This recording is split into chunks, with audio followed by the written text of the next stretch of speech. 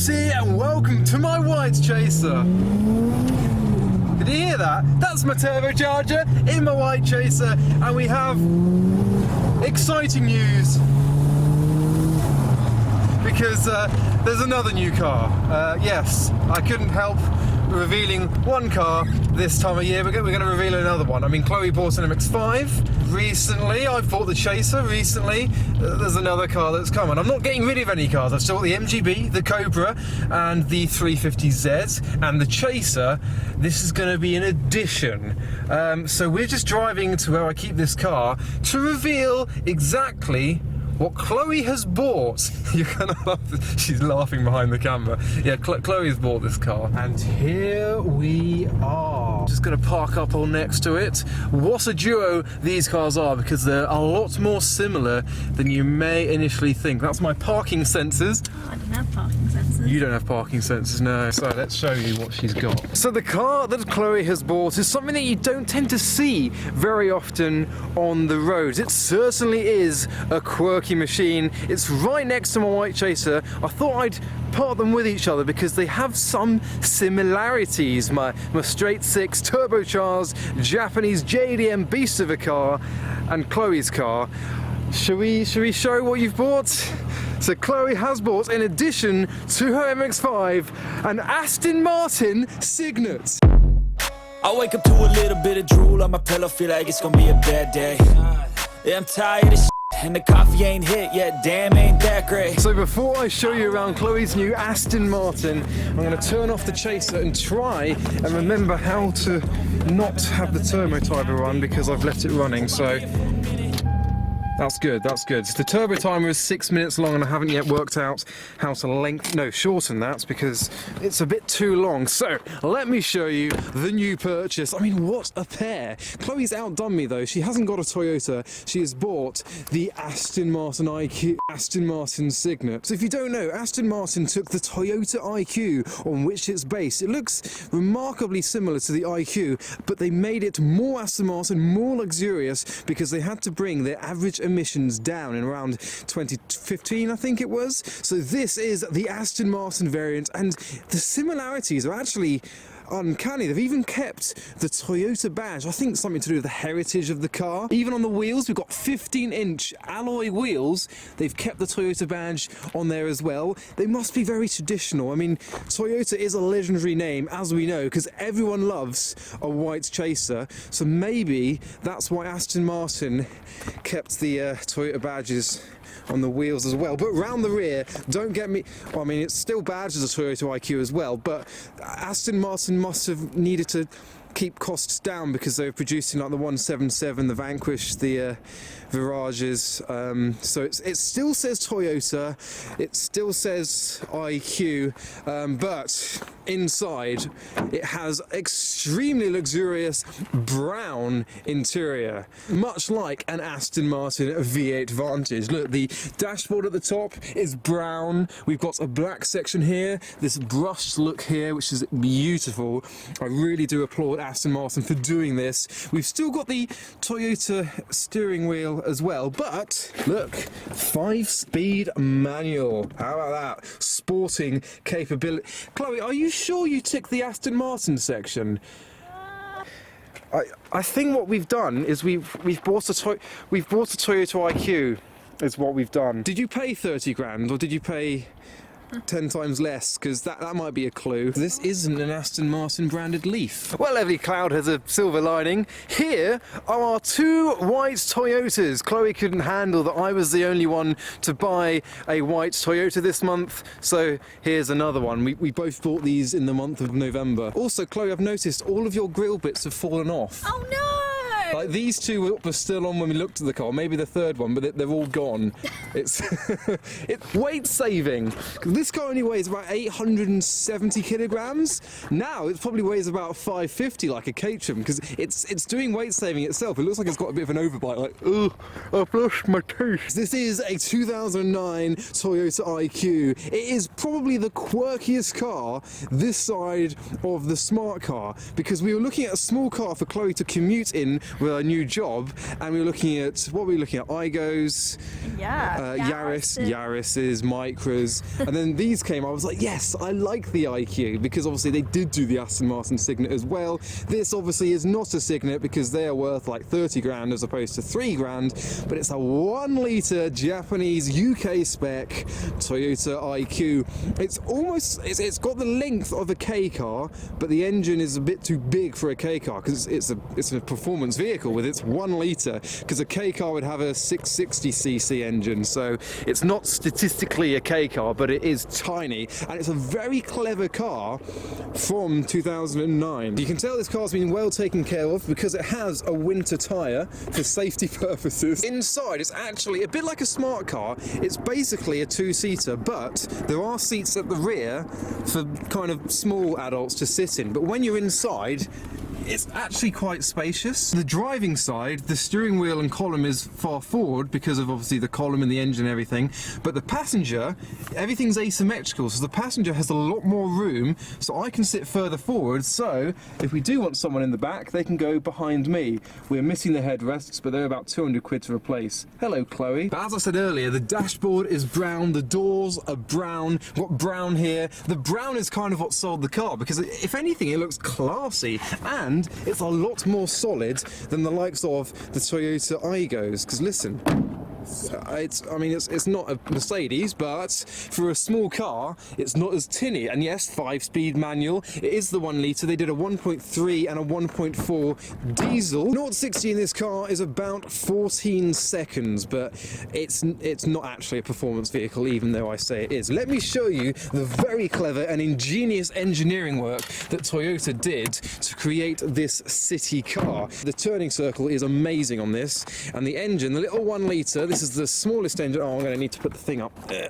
It's a really vertical bonnet. I worry it's going to fall on the windscreen, but there you go, there's the bonnet up, and there is your engine. So the differential is actually in front of the engine to save space.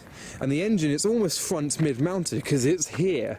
You've got a lot of room. Apparently you can fit a 1.4 4-cylinder or 1.6 4-cylinder in here, apparently. It's got the battery in here as well. Room to play around with. If you were to play around with it, which...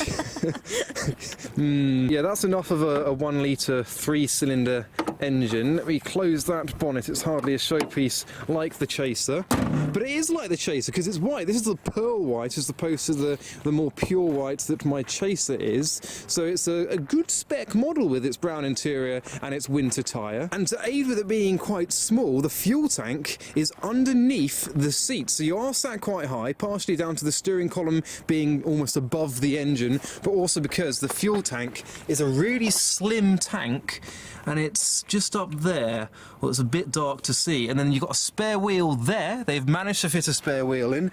And the boot is ideal. I think it's ideal. It suits the purpose. It suits Chloe. So for example, if your name is Chloe and you buy a Toyota IQ, open the boot.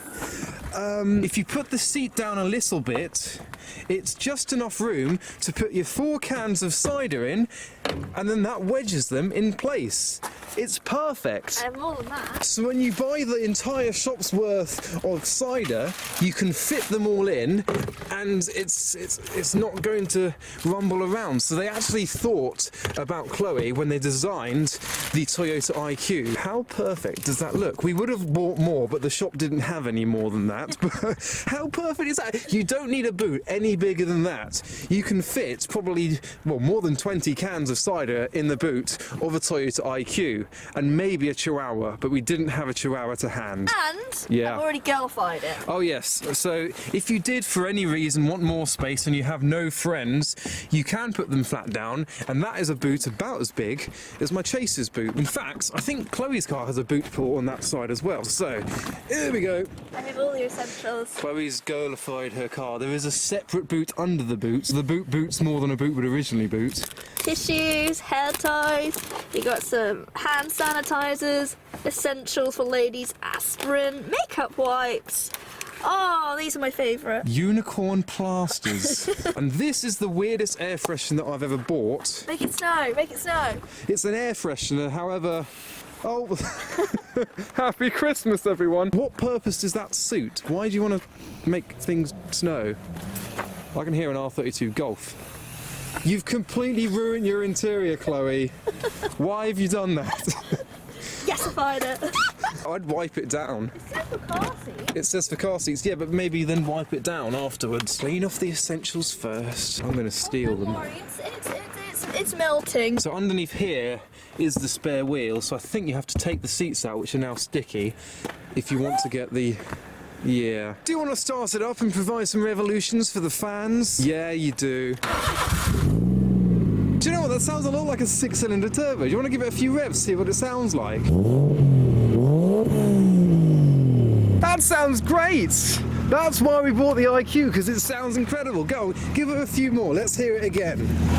Ah, yeah, you know what happened. That was my car we were hearing. It's not going to sound great. It's a 3-cylinder, 1-litre Toyota IQ bought for Chloe, along with her white MX5, along with the white Chaser that everyone loves. What a duo, a his and hers collection. We're going to take this car to Basingstoke to go shopping now, because we're going to tuck this one away, because that gets, what are you getting, 48?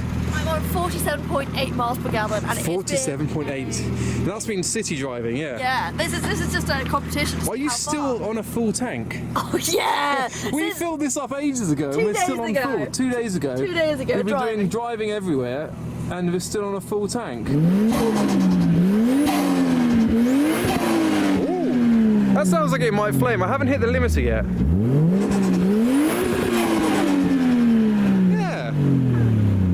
Doesn't sound quite like that. Oh, I've got stickers. I was meant to put these on for the reveal, but I completely forgot. So these stickers I'm going to put here to match the Everyone Loves the White Chaser t-shirts and hoodies that I've got. So I need my cloth again, and I'm going to put my stickers on my car. So there is a chance that these might come off when we put the window down, so I need to make sure they're on properly, but that's where they are on the clothing, so I need to match the clothing to the actual car. It's not the first mod, but it's the first thing I've done to the car. I need to do it without the camera. It's not actually sticking at all. It's just not adhering to the window. There we go. Adam C is now on Adam C's White Chaser. More to come before Adam C Fest, which is on the 1st of May 2023. Tickets are available for both show cars and spectators. You can tell how cold it is. Also, I want to say a formal thank you to all 600,000 of you that are now following me on YouTube. I recently hit 600,000 subscribers on YouTube, and this is almost a celebration of that. 2 Toyotas next to each other. There you go.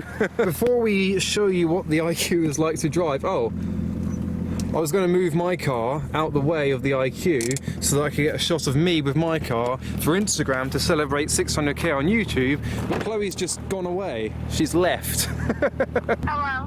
Hello, could you come back and get a picture of me with my car, please?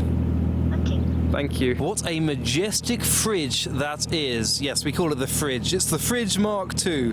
Chloe had a fridge earlier. It was a Hyundai i10. She crashed it into a poor little old lady. Now this is the Fridge Mark II, the Toyota IQ. But now we've got the picture of me celebrating 600k. We're going to put the Chaser away and drive the IQ, do some Christmas shopping to show you what it's like, and then end the video. And I hope you enjoyed that car, because we're going to enjoy it in a different way to I'm going to enjoy this. That's enjoyable, more than the IQ might be, maybe. Big doors for a small car. I actually really like this car and all its quirks. The 1-litre engine I didn't mention, it's VVTi, just like the Chaser, another similarity. So, it's a bit like VTEC, but you can't hear it.